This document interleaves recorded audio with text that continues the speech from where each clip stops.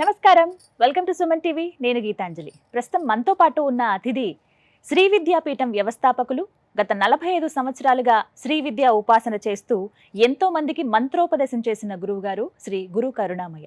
వారితో మాట్లాడి మరిన్ని విషయాలు తెలుసుకుందాం. గురువు గారితో మాట్లాడదాం. నమస్కారం గురువు గారు. నమస్కారం. ధనుర్మాసం వచ్చేస్తోంది. ప్రత్యేకించి గోదాదేవి ఆరాధన చేస్తూ ఉంటారు చాలా మంది, అలాగే రంగనాథ స్వామి ఆరాధన చేస్తారు. అంటే చాలా మంది ఆలయానికి వెళ్ళి చేసే ఒక విధానం ఉంటుంది, ఇళ్లల్లోనే ఆండాళ్ళ అమ్మవారిని నిలబెట్టుకుని అలా కూడా చేస్తూ ఉంటారు. అసలైన పద్ధతి ఏంటండి? సాధారణంగా చేసేవాళ్ళు ప్రతిరోజు ఈ ధనుర్మాసం అన్నాళ్ళు అసలు నియమంగా ఏం చేయాలి అనేది వివరించండి. ఇంతకుముందు ఒకసారి మనం మార్గశీర్షం గురించి చెప్పుకున్నాం. అందులోనే మధ్యలో డిసెంబర్ 16 నుండి ఈ సంవత్సరం భోగి దాకా ధనుర్మాసం అంట. అసలు ధను అంటే లక్ష్యం, దేని కొరకు ప్రార్థిస్తున్నాం అని అర్థం. అంచేత ఈ ధనుర్మాసం ఒక గొప్పదనం ఏంటంటే నువ్వు ఏమనుకుని ప్రార్థిస్తే అదంతా నెరవేరుతుంది విష్ణుమూర్తి యొక్క కృప వల్ల. ఎందుకంటే ఈ గోదాదేవి కథ అందరికీ తెలుస్తుందని మనం ఒకసారి చెప్పుకుందాం. చెప్పండి. శ్రీవిల్లిపుత్తూరు దగ్గర విష్ణు చిత్తుడు ఒక బ్రాహ్మణుడు ఉండేవాడు. అతను దేవాలయంలో కృష్ణుడికి మాలలు అలంకరించడం అతని వృత్తిగా అని పెట్టుకుంటే, ఈ గోదాదేవి ఆయన కూతురు. ఈవిడ మాలలు తయారు చేసి చిన్నప్పటి నుండి కృష్ణుడి గురించి చదివి, కృష్ణుడు లీల చదివి, ఆయనే నా భర్తగా రావాలి అనుకునే అంత భక్తితో ఉంది. పైగా ఆ మాలలు తనే వేసుకుని, ఏంటి కృష్ణుడు వేయడానికి ముందు తను కృష్ణుడు అనుకుని మురిసిపోయాక తర్వాత ఇచ్చేది తండ్రికి. ఎలా ఉన్నారో చూసుకుని ఇచ్చేవాళ్ళు. తండ్రికి తెలిసేది కాదు. ఒకసారి తెలిసాక తప్పు జరిగింది అని అనుకుంటే అప్పుడు రంగనాథుడు ఆయన కళ్ళలో కనబడి, తప్పేమీ కాదు, ఆ అమ్మాయి వేసుకున్న గోదాదేవి వేసుకున్న మాలే నేను వేసుకుంటాను, ఇంకో మాల నేను వేసుకోను. ఆ గోదాదేవిని శ్రీరంగం తీసుకొస్తే నేను పెళ్లి చేసుకుంటానంటాడు. అప్పుడు శ్రీరంగం తీసుకెళ్ళడం, గోదాదేవి వివాహం అవడం, ఐక్యమైపోవడం, అవన్నీ చెప్పొచ్చు. ఇదేమిటంటే సాక్షాత్తు విష్ణుమూర్తినే భర్తగా పొందగలిగిన కోరినా తీరింది ఆవిడకి. కాకపోతే అక్కడున్న భక్తి మనం చూడాలి. 30 రోజులు ఒక్కొక్క రోజు ఒక్కొక్క పాసురం అంటారు. ఈ పాసురాలని కలిపితే తిరుప్పావై అంటారు. ఆ తిరుప్పావైతో ఆయన స్తుతించింది. అందుకే ధనుర్మాసంలో తిరుమలలో అంతవరకు సుప్రభాతం కౌసల్య సుప్రజ రామాన్ని మేల్కొల్పితే, ధనుర్మాసంలో మాత్రం స్వామివారిని తిరుప్పావైతో మేల్కొల్పుతారు. 30 రోజులండి. సో అంచేత చెప్పొచ్చు ఇదేమిటంటే, ఇది భక్తి శ్రద్ధలతో మనం ఏమనుకుని చేస్తే అది నెరవేరుతుంది. ముఖ్యంగా పెళ్లి కాని పిల్లలకి రోజు ఒక తులసి మాల తయారు చేసి, వాళ్ళే తయారు చేయాలి, మళ్ళీ కొట్లో కొనుక్కుంటే రావలేదు. తులసాకులు తీసుకొచ్చి వాళ్ళే తులసి మాల తయారు చేసి ఆ గోదాదేవిలాగా కృష్ణుడికో విష్ణుమూర్తికో లేదా రంగనాథుడు విగ్రహం ఉంటే ఆయనకో అర్పణ చేసి యథాశక్తి పూజ చేస్తే కోరిన వరుడు లభిస్తాడట. పెళ్ళవడం కాదు, నువ్వు ఎవరిని కోరుకున్నావు. ఎందుకంటే రంగనాథుడు వచ్చారు కదా. అంత గొప్ప విశేషం ఉంది ఇది. కొంతమంది గోదా కళ్యాణం అని చేస్తారు. అది చూసారంటే అరబ్ వాళ్ళు ఎక్కువ చేస్తారు, తమిళనాడులో ఎక్కువ ఉంది. దాంట్లో ఎక్కువ మంత్రాలు ఉండవు, డాన్సులు పాటలే. గోపికలందరినీ కూడా కృష్ణుడి కింద ఊహించుకుందిట. చుట్టూరా ఉన్న వాళ్ళందరూ గోపికల కింద ఊహించుకుని, తను కృష్ణుడి కింద ఊహించుకుని డాన్స్ నృత్యాలు గీతాలతో ఉందిట. అంటే ఆనందంగా గడిపింది ఆవిడ. అలాగా యథాశక్తి గోదా కళ్యాణం ఇళ్లలో కూడా చేసుకోవచ్చు. మీరు గుడికెళ్ళి చేసుకోవాలని లేదు. చిన్న విగ్రహం, కృష్ణు విగ్రహం ఉంటే ఆ విగ్రహానికే మాలలేసి విష్ణుమూర్తి పూజ, లక్ష్మీ పూజ మీకు అందరికీ తెలుసు. అతిగా కాకపోతే లక్ష్మీదేవి అనగానే పారిశుభ్రానికి, పవిత్రతకి, స్వచ్ఛతకి, ఈ మూడిటికి నిదర్శనం. పారిశుభ్రం అంటే పరిశుభ్రంగా ఉండాలి. అందువల్ల ధనుర్మాసంలో ఇంటి ముందు కళాబెదల్లి ఆ, ఆవు పేడతో అలికి ఏం పెడతారు? గొబ్బెమ్మలు గొబ్బెమ్మలు, పెడతారు. ముగ్గులు పెట్టి, రంగవల్లు పెట్టి. ఇక్కడ ముగ్గులు కూడా చాలా ప్రాధాన్యత ఉంది కదండి. ధనుర్మాసం ముగ్గులని ఇలా అదే. గీతలతో వేసేవి మాత్రమే ఒక్కొక్క వేస్తూ రోజు ఉంటారు. ఒక్కొక్క ముగ్గు. మన జోకులు కూడా ఉన్నాయి. మా ఆవిడ రథం ముగ్గు వేస్తూ వెళ్ళిపోయింది, ఎవరైనా చూశారండో అని. బాపు కార్టూన్లు బోర్లు ఉన్నాయి మనకి, అవును. అవునా? రథం ఇక్కడ వేసి ఆ ఆ తాడు అక్కడ తాడు దాకా. పట్టుకుని వెళ్ళిపోయింది ఆవిడ ఎక్కడికో. ఉమ్. అంటే అంత కళకళలాడుతున్నది అవును. ధనుర్మాసం.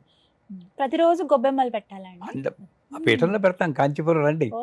ప్రతిరోజు గొబ్బెమ్మలు పెట్టి ఉమ్. ఆ గొబ్బెమ్మల్లోనే లక్ష్మీదేవిని ఆవాహన చేసి పసుపు కుంకుమలతో. ఉమ్. అంటే ఏంటి, ఇల్లు శుభ్రంగా ఉంటే ఉమ్. లక్ష్మీదేవి లోపలికి వస్తుంది. ఇంట్లోకి వస్తుంది. ఉమ్. మనం ఎప్పుడు ఏమనుకోవాలంటే ప్రకృతి అంతా దేవతా శక్తులు ఉంటారట. ఉమ్. మౌనం ఎక్కడో ఉంటుంది, అది మనకు తెలియదు. ఉమ్. కానీ ఆవిడ శక్తులంతా ఉంటాయి. ఉమ్. వాళ్ళు ఏమిటి, ఏ ఇల్లు పరిశుభ్రంగా ఉంది, ఉమ్. ఏ ఇల్లు శాంతంగా ఉంది, ఏ ఇంట్లో ప్రేమ భక్తి ఉన్నాయి అని వెళ్ళి ఆ ఇంట్లో దూరతారు. ఉమ్. ఇంకొంచెం వాళ్ళకి భోగాలు ప్రసాదిస్తారు. ఉమ్. అది శాస్త్రం. అంచేత ముందు ఎంట్రన్స్ ఏంటి మనకి, భాగ్యాద లక్ష్మీ బారమ్మ. రంగోలు ముగ్గులేసి ముగ్గులేసి లోపల గొబ్బెమ్మలు పెట్టి అలా ఆవిడ్ని ఆవాహన ఆహ్వానించారా? చేస్తారు. అంతేకాదు, ఉమ్. కాత్యాయని వ్రతం అని ఒకటి ఉంది. ఉమ్. ఇది సాధారణంగా పెళ్లి కాని వాళ్ళు కాత్యాయని మంత్రం దీక్ష తీసుకుని గురువు దగ్గర ఉమ్. కాత్యాయని వ్రతం చేస్తే ఎటువంటి వాళ్ళకైనా పెళ్ళి అయిపోతుంది. ఉమ్. కాకపోతే ఒకటే, అక్కడ మళ్ళీ జాతకాలు చూసుకుంటాను, ఈ గణాలు గుణాలు 32 వచ్చింది 16 వచ్చింది ఇవేవి చూడండి అంటేనే ఆవిడ ఇస్తుంది. అంతే. ఉమ్. ఆవిడ పాపం మంచి ఆవిడండి, పై ఆవిడ ఉమ్. బోల్డ్ సంబంధాలు పంపిస్తుంది ఆవిడ. కానీ మనమే మనమే కొంచెం- బుర్ర అలా లేకపోతే మంచి చేయాలి ఇవన్నీ చేయాలనుకుని జాతకాలని ఇంకోటని అంటే జాతకాలు చూడొచ్చు, అవును. ఓ 2 3 చూడండి, కుదరపోతే పక్కన పెట్టండి. జాతకం కోసం ఇవిడ పుట్టలేదు. మరీ భూతద్దంలో పెట్టి చూసినట్టు చూస్తారు కొన్ని కొన్ని. అవును. మరి గణాలు గుణాలు చూసి అంత బాగా చేసిన మరి ఎలా ఉన్నాయి? వాళ్ళు. అందుచేత ఈ కాత్యాయని వ్రతం చేస్తే ఉమ్. తప్పక పెళ్లి కాని వాళ్ళకి 6 నెలల్లో పెళ్లి అవుతుంది అంటారు మా గురువు గారు. ఈ ధనుర్మాసంలో చేయాలి. ఏ ధనుర్మాసంలో. రోజున చేయాలండి? ఏ రోజంటే అమ్మగా లక్ష్మీదేవికి గురువారం శుక్రవారం ప్రాశస్త్యం కాబట్టి కాత్యాయని వ్రతం చేసుకోవాలి. ఉమ్. తర్వాత ఉమ్. వైకుంఠ ఏకాదశి, బా, ఎంత అద్భుతమైన అది పర్వదినం. కూడా ఉమ్. ఉత్తర ద్వార దర్శనం. అంటే ఉత్తరంలో ఎవరున్నారు? బృహస్పతి, కుబేరుడు. ఉమ్. ఈ ఒక్కరోజే ప్రతి దేవాలయంలో ఉత్తర ద్వారాన్ని తెరుస్తారు. ఉమ్. ఆ ద్వారంలో వెళ్ళిన ప్రతి ఒక్కడికి మోక్షం లభిస్తుంది ఉమ్. అని అంటారు. ఆ ఉత్తర ద్వార దర్శనం, వైకుంఠ ఏకాదశి అన్నీ కూడా ధనుర్మాసంలో. ఇదంతా భోగితో ఎండ్ అయిపోతుంది. ఉమ్. భోగి కూడా ఏం చేస్తాం, ఇంట్లో ఉన్న పాతవన్నీ సామాన్లు. యాక్చువల్గా చెప్పాలంటే భోగినాడు ఉమ్. ఇంట్లో ఉన్న చెత్తంతా తీసుకొచ్చి పడేసి మంట పెట్టాలి. ఆ. ఇంట్లో ఉన్న చెత్తంతా మంట పెట్టాలి. ఆహా, అలా ఒంట్లో ఉన్నది కూడా. ఒంట్లో ఉన్న చెత్త కూడా ఉమ్.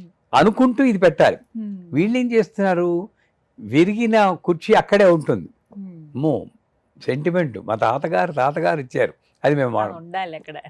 దాని బదులు చెట్లను కొట్టేసి ఇంత దొంగలేసి వాటిని కాలుస్తారు. తప్పు కదా. ఉమ్. భోగి అన్న పేరుతో పర్యావరణాన్ని పరిరక్షించకుండాను ఉమ్. చెట్లను కొట్టేసి కాల్చేయడం ఏంటి, ఉమ్. అది చేయకూడదు.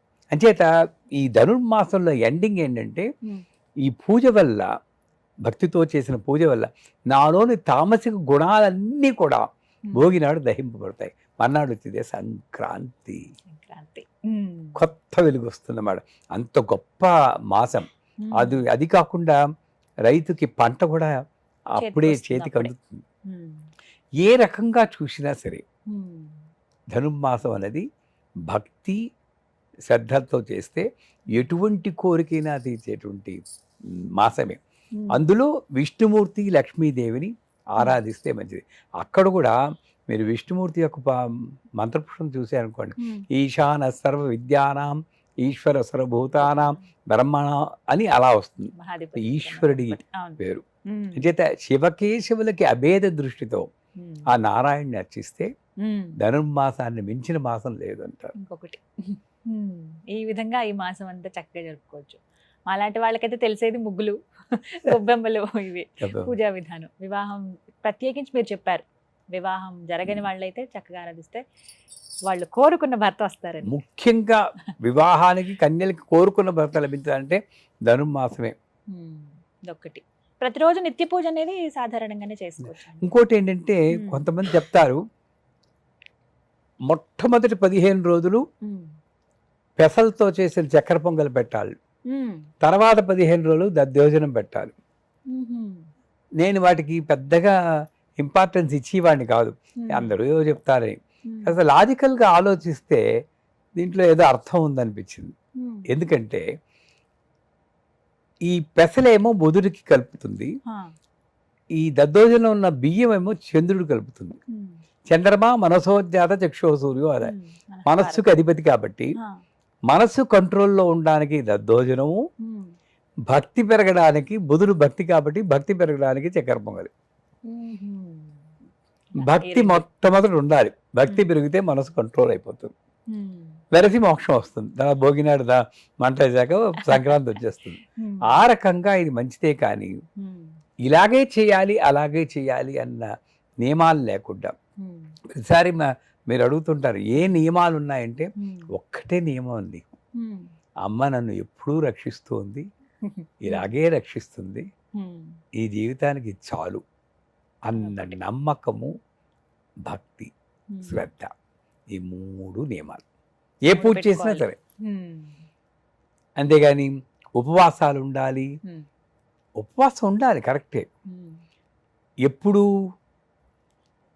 ప్రతి ఒక్కళ్ళ దగ్గరికి వెళ్ళి నేను ఉపవాసం అండి, ఉపవాసం ఉపవాసం అండి, నువ్వు ఉపవాసం వెళ్ళి వాడి గురించి ఇక అక్కడి నుండి అన్నం బెల్లం అయితే పర్వాలేదు, అంటే రవ్వతో ఏది చేసుకున్నా పర్వాలేదు, అరటిపండు పర్లేదు, చక్కెర కొబ్బరి ముక్క పర్లేదు, వీడి అన్ని పర్వాలేదు.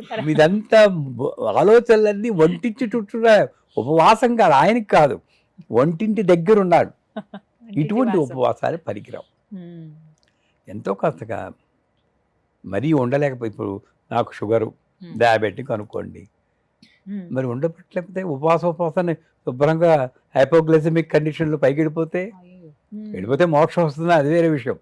అనవసరంగా మన శరీరాన్ని కష్టపెట్టుకుని ఉపవాసాలు చేయకూడదు. మనం చేయగలిగిన శక్తి ఉన్నప్పుడు చేయొచ్చు, లేనప్పుడు ఉపవాసము. ఆ రోజంతా సత్యనారాయణ వ్రతంలో కూడా అంటారు, పొద్దున్న నుండి రాత్రి వరకు ఆ రోజంతా సత్యనారాయణ స్వామి గురించి ఆలోచనలతో గడపడమే సత్యనారాయణ వ్రతం. అనవ్రతం వ్రతం అని ఒకసారి చెప్పుకున్నాం, అదే వ్రతం. అంతేగాని అరగంటలో ముగించేది స్వామి నాకు ఆఫీస్ టైం అవుతుంది అని చేయించుకుంటా, అది వ్రతం కాదది. పొద్దున దగ్గర నుండి రాత్రి దాకా. అలాగే ధనుర్మాసంలో పొద్దున్న దగ్గర దాకా ఆండాలు పాసురాలు పాడుకోవాలి, పాటలు బోల్డ్ ఉన్నాయి, తిరుప్పావే చదువుకోవాలి. ఇలా 30 రోజుల పాటు మాసం అంతా జరుపుకోవచ్చు. చాలా చక్కగా వివరించారు గురుగారు. నమస్కారం.